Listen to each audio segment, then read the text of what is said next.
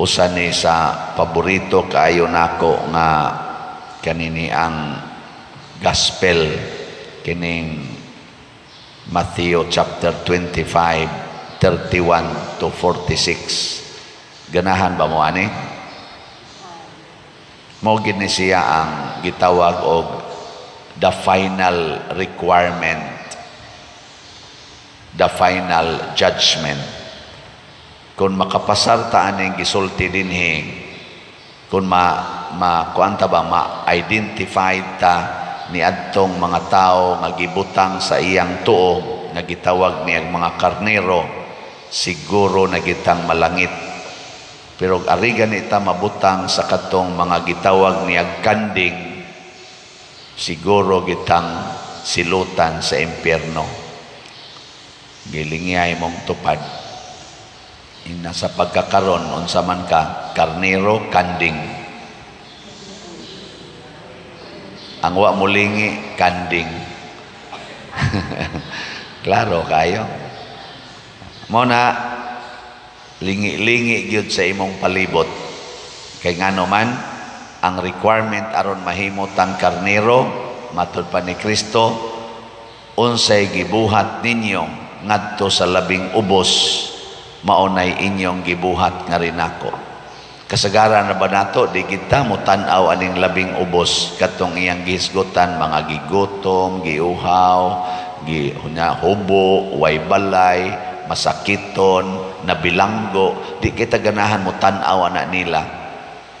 Ang ganahan natong tanawon kanig yung mga celebrities, kana mga powerful, mga wealthy people, mga dato kayo, maunay atong kanabang naas taas ba, maunay atong sigihag tanaw niya, mao dayon na ni atong i-idolize, no?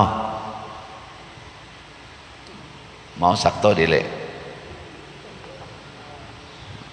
wa man mo tubag diri sa atong unang pagbasa, hulagway gidiri sa Ginoo ni pinaagi ni Moises, ingon siya ayaw gyud pamakak unya, ayaw sa bugal-bugali ang dunay mga kabilinggan or kanang kapansa, ang sanay tawagan na mga apan ba sa ilang pagkatao sama ng bungol.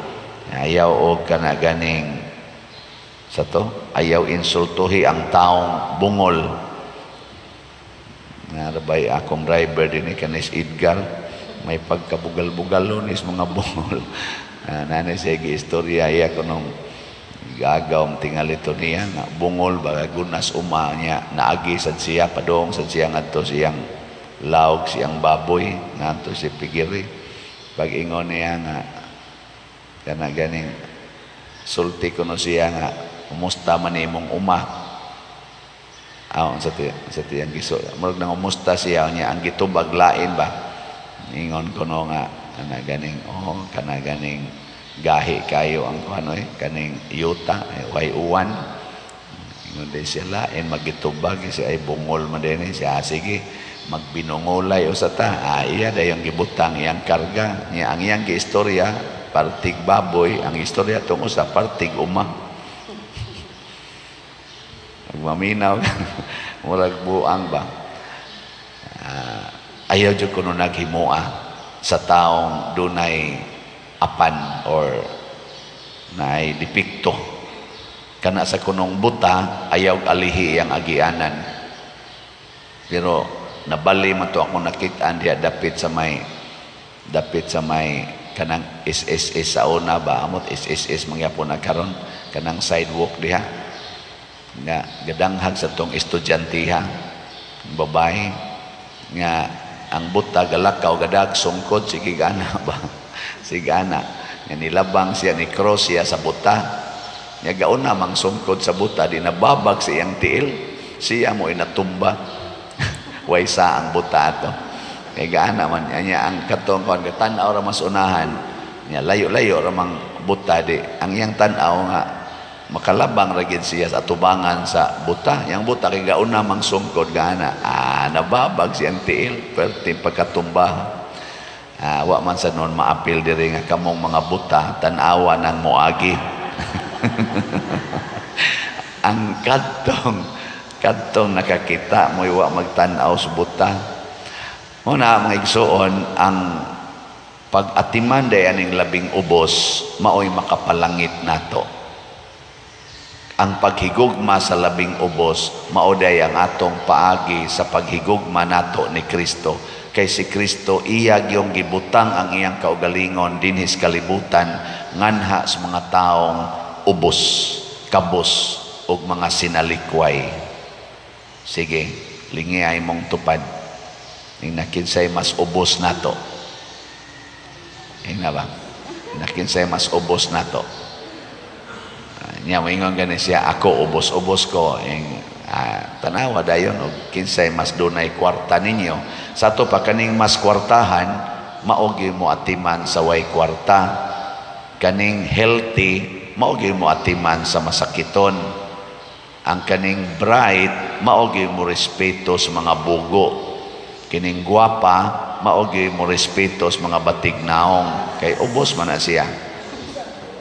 Na kaning mga tag-as og height, maogi mo respeto sa mga putot, no?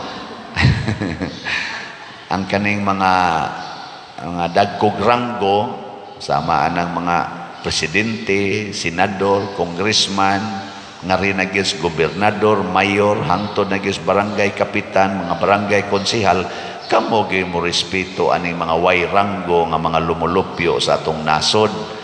Di ba? Nya kung di gani mo mo respeto sa labing ubos, mahimo na mong mga kanding. Ang pari, hay may mas ubos, pari o parisyoner? Ha? Ang parisyoner. So ang pari gyud mo respeto sa parisyoner. Ang pari gyud maningkamot pag-alagad sa parisyoner. Nya hay may mas dakog ranggo, obispo o pari? O ang obispo gyud maningkamot pag-alagad sa pari, dili magsigig sugo sa pari. No? Hay may mas dakog ranggo, ang Santo Papa o ang obispo? O ang Santo Papa gyud magsigig hunahuna pag-alagad sa mga obispo. Ana man ta na siya. Hunahuna ako ninyo kung kining maong prinsipyos Ginoo sundo ni natong tanan unsay mahitabo sa kalibutan. Wa gyud gubot mo asinso ang tanan. Mabutan na ako dinhi sige jud ko gunahon unsay makaayo ninyo.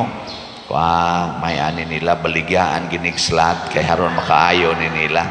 Ama na ako mong baligya ag slat kay ngano man linga na kay mog naong sige mog pangwarta para lang sa kaugalingon, di gyud mo kahuna-huna para simbahan. Mao na nga giimbitar ta mo nga piksi sad ang simbahan. Nya unsa maning simbahan? Ang katawhan nga nanginahanglan, ang katilingban nga nanginahanglan sa atong pag-atiman. Daghan kay mga simbahan nga sira, labi na gid dito sa gawas nasod. Daghan kay mga simbahan nga dagko kaayo, wa nay manimba, wa nay pare. Ngano man ang katilingban wa na maghuna-huna sa maong Kristohanong katilingban nga nagkinahanglan matag adlaw nga atimanon. Kini ato ning gihimo aron kamaotang mogamit sa atong bahandi nga dili masintro sa mga kalibutanon o personal nga katagbawan. Nya gihikaw nato ngadto sa mga taong labing ubos, makapahimo gina natong kanding. Nya kung ato sa ning gamiton para sa mga katawhan nga nanginahanglan dinhi sa simbahan o sa inyong mga silingan, mahimo sad mong mga karnero. Pananglitan ang imong anak ni suyop. Unya ni uli sa inyo, unsa may imong buhaton, kasab-an o atimanon? Tubag. Atimana kay nagmasakito na. Siga na kay nagmata, kagot na ngipon ana. Atimana, ayaw kasabi. Tagaag kwarta o dili? Ayaw tagaig kwarta kay isuyo prana niya. Tagaig pagkaon, tagai sa iyang gikinahanglan. Unyag mo ingon siya, palitin na lang kog shabu dito ma. Ang saman, imong palitan, dili. Ayaw paliti. Kaya nga naman, makadaot ba na niya o makadaot sa na nimo. Ang pag-atiman sa bisyo sa atong isikatao, mao ang pagtabang nila nga makapugong. Unya kay mo ingon mang imong anak, ug di ko nimo palitan, patyon ti ka. Kay naglain naman iyang utok, nagunit na siya kutsilyo. Saman, palitan ko nimo ma, dili, patyon ti ka. Ang saman, mo palit ka, dili. Ayaw pagpalit, pagpaduslak sa kutsilyo. Oh, nya inigdayon na ganyang duslak nimo, ingnadayon, dong, nothing gonna change my love for you.